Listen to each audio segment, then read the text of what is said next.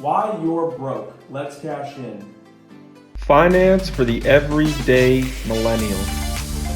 Hard charging solutions. We provide an accelerant in the journey towards financial independence.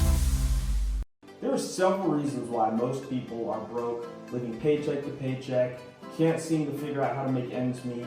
Today we're just going to discuss 3 of those reasons as to why you might be living paycheck to paycheck, and in future videos we will discuss how you can take advantage of increasing your financial literacy and IQ so that you can remove all of these financial burdens and obstacles that you found in your life. But today we're just going to focus on 3 reasons why you are experiencing some troubling financial times. Number 1, you have not given your money an assignment.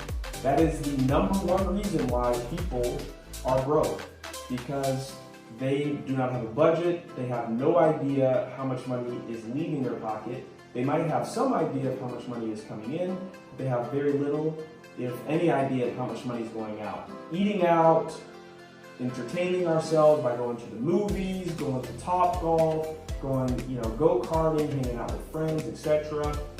You do that enough and you will end up starting to put things on credit cards, letting limits and balances accrue, and before you know it, you are living paycheck to paycheck. It's always best to make sure that every single dollar that you have coming in to your bank account has an assignment. I'm not going to talk about 15% needs to be paying yourself first, or some other percent needs to be going toward investments. That's going to be for another video. But you definitely need to know how much money is coming in and how much money is going out. The second reason why people experience financial hard times is because they have not set SMART financial goals. SMART is an acronym. It stands for specific, measurable, achievable, realistic, and time-bound. If you don't have goals, if you don't have that end destination in mind, then you aren't properly motivated to engage in the activities necessary in order to get you to that goal. And so you wind up just engaging in activities that make you feel good in the moment because you don't know what tomorrow, let alone what 15, 20, 25 years looks like. You haven't envisioned it. So it's always important to have some goal that motivates you to engage in good habits with money so that you can get there in a smart way. And the number 3 item that we're going to talk about, or topic, is going to be that you don't earn enough. You are in a job, some sort of an occupation that does not pay you enough money to pay your bills.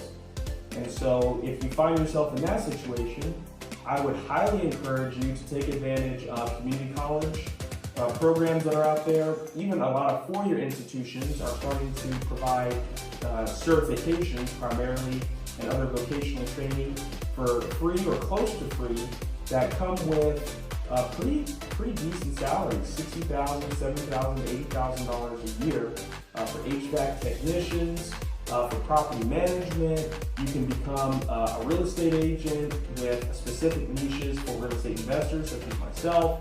There are a whole host of things you can do out there that don't require a college degree and several years of formal education.